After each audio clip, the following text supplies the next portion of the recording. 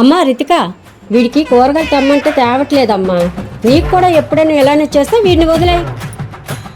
ఇప్పుడు అమ్మ ఈ కూరగాయలు కూడా నా ప్రేమకి వచ్చిందా?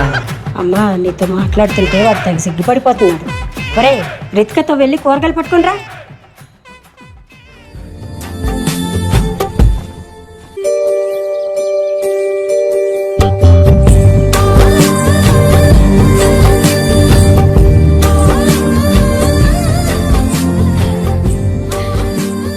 ఏంటే మా అమ్మ నువ్వు సీక్రెట్లు మెయింటైన్ చేస్తున్నారు? మాకు చాలుంటాయి, నీకెందుకు? అబ్బో పదా.